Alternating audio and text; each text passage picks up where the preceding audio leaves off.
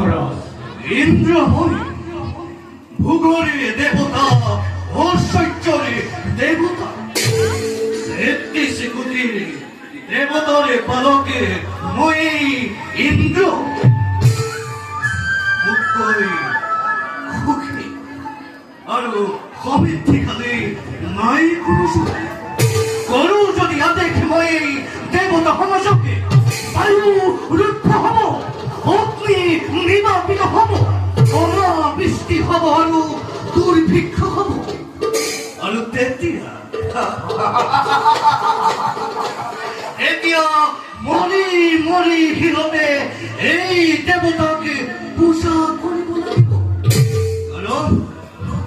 কাৰণ ইন্দ্ৰ মোক ৩৩ কোটি দেৱতাৰে পালকে মই